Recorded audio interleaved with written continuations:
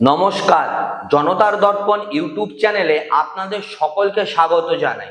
বর্তমান বাংলার রাজনীতির ময়দানে সবথেকে বড় চর্চার বিষয় হলো ধর্মীয় মেরুকরণ।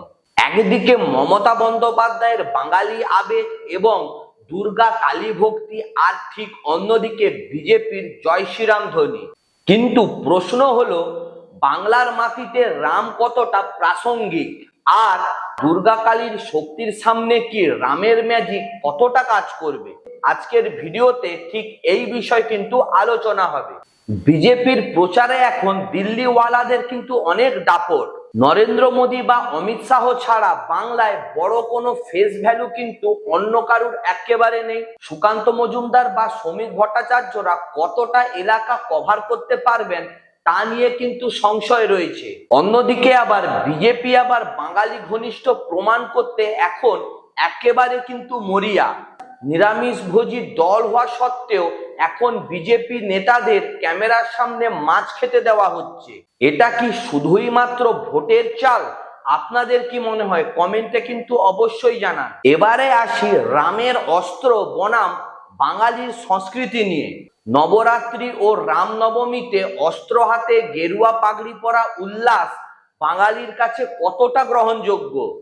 শ্রমিক ভট্টাচার্যের মতো নেতারা বারবার মোদি ম্যাজিকের কথা বললেও বাংলার ঘরে ঘরে যে কালী শক্তি, যে দুর্গা শক্তি রয়েছে, তার সামনে কি রামের ছবি ফিকে হয়ে যাচ্ছে? রামায়ণের কাহিনী অনুযায়ী রাম নিজের স্ত্রীকে রাবণের থেকে রক্ষা করতে কিন্তু পারেননি। পরবর্তীকালে সীতা ফিরে এলে তার সতীত্ব নিয়েও কিন্তু প্রশ্ন ওঠে। এমনকি সীতাকে কিন্তু অগ্নি পরীক্ষা পর্যন্ত দিতে হয়। জনগণের চাপে পড়ে রাম গর্ভবতী সীতাকে বনবাসে পাঠিয়েছিলেন। টানা ২৬ বছর সীতাকে অযোধ্যার বাইরে থাকতে হয়েছিল। নারী সুরক্ষার নিরিখে রাম কি একজন আদর্শ স্বামী হতে পেরেছিলেন?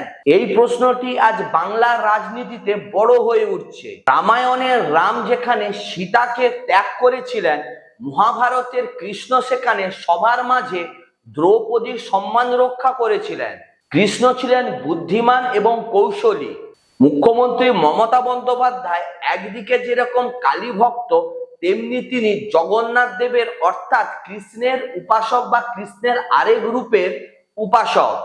বাংলায় রামের চেয়ে কৃষ্ণ, কালী এবং দুর্গার প্রভাব অনেকটাই বেশি। বাঙালির ঘরে ঘরে মা কালী ও মা দুর্গার পুজোর কিন্তু চল রয়েছে।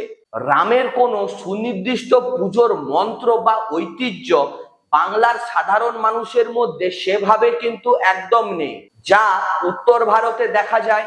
বর্তমানে পশ্চিমবঙ্গে যে রাজনৈতিক একটা লড়াই চলছে, সেই লড়াইটা কিন্তু এখন আর শুধুমাত্র উন্নয়ন নয়, লড়াইটা হয়ে উঠেছে আদর্শের। মমতার দুর্গা ও কালী শক্তির বিপরীতে বিজেপির রামের ইমেজ কি আদৌ টিকতে পারবে?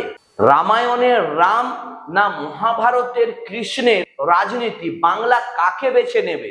আপনাদের কি মনে হয়, নারী সুরক্ষা ও বাঙালি সংস্কৃতির বিচারে কোন আদর্শটি বেশি গ্রহণযোগ্য? নিচে কমেন্ট করে অবশ্যই জানান। ভিডিওটি ভালো লাগলে লাইক করুন, কমেন্ট করুন এবং শেয়ার করুন। দেখা হচ্ছে নেক্সট ভিডিওতে।